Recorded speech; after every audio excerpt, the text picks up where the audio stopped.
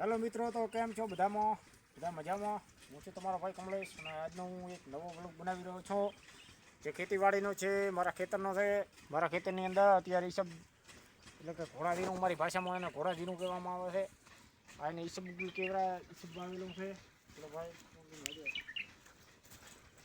આ એક બોરડી છે, આને એપલ બોરા આવે છે. આટલા દાડા હતા હવે તો બધા છોકરા બીજા આવે હોય હેડતો એટલે ખાઈ જતા રહે ને બોરા બીજો ખૂબ આવડે. ચલો ભાઈ, આ પાણીની પાઇપ પડી છે અને આ ઈસબ છે. હવે આ નવું આ લગભગ કેટલા આને વાવેતર કરીને 70 દિવસ જેવું શું છે. અને આ બધી છોડની વાડ છે અને ઉપર આ ઓલી જે ગીલુડા કહે ગીલુડાના આ બધા વેલા વળી ગયા છે. આપણા દેશી લેબડા છે. ઉનાળે ખૂબ ઠંડક આવે, ખૂબ ફળ આપે છે. અને આ અમુક જે અંદર વાયેલા છે સુવા કે સુવા આપણે પેટની બીમારી બીજી હોય તો ગાય ભેંસનો થતો હોય તો નાખવામાં આવે છે.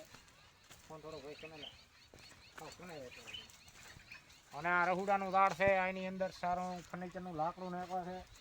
આ અમારા ભાઈનું ખેતર છે. એની અંદર રાયડું વાયેલું છે. દેખો આ કેવું છે, મસ્ત રાયડું વીઆઈપી લાઇટનો ધક્કો બક્કો ગોઠવેલ છે.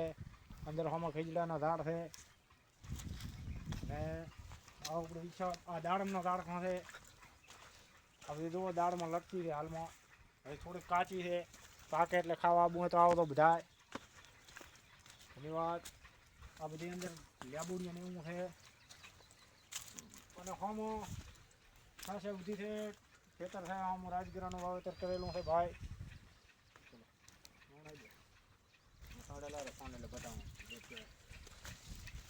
અને આ ઈસબ વાયેલું છે તો એ આવું છે. આ ઈસબના છોડ, આવા ઈસબના છોડ છે. આની અંદર નેદવું પડે, બધી દવા આવે એ આલવી પડે. હમણાં જ દવા છાંટી છે, પછી પાણી હવે મેળવાનું છે. 2-3 દિવસમાં એને પાણી આવશે. જોરદાર.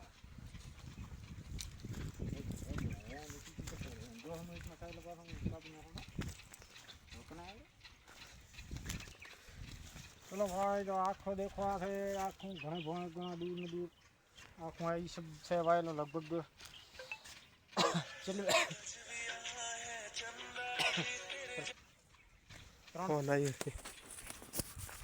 4 વીઘા જેટલું છે વાયેલું ઈસબ. અને બીજું ખેતર છે અહીંયા જીરું ને મેથો વાયેલું છે. હું તમને હાલના આવતા વ્લોગની અંદર બતાવ્યો. કેવું લાગે મિત્રો, કમેન્ટ બીજી કરતા રહેજો.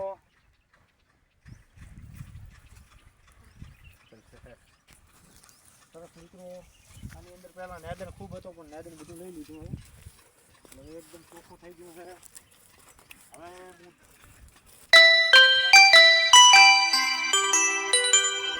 રઘુ ઠાકોર તો વાંધો નહીં. અને આ ગાય ભેવા માટે તો રજકો છે, દેશી રજકો.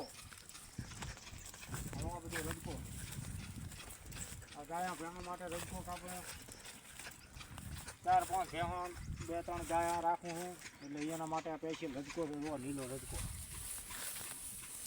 આ રજકો આ સવાર 2 ટાઈમ ફૂલ એને ભરપેટ નાખવા. અને હવે આ હોબાવાળી છે. આની અંદર મોટો આંબો છે. આ ભેળા 5-7 હોબા છે. હવે મિત્રો કેરી આવવાની છે, એના માટે મોર બેસી ગઈ છે. આ દાળ નથી કરવાની છે તો દાળને દેખો મિત્રો, આ છે કે નહીં, આ મોર છે. આ મોરમાં કેરી આવશે તો બધા ઉનાળે કેરી ખાવા આવો. અને વ્લોગની અંદર માહિતી કેવી લાગી તો ઉપર તો છે ખૂબ ખૂબ બોર આવી છે. ઘણા ઓછા દિવસોની અંદર અને કેરીઓ બેસી જાય છે ખૂબ બધા. મિત્રો તમે પણ ખાવા આવજો. આજનો વ્લોગ કેવો લાગ્યો એ વિશે કમેન્ટ બોક્સમાં જણાવજો.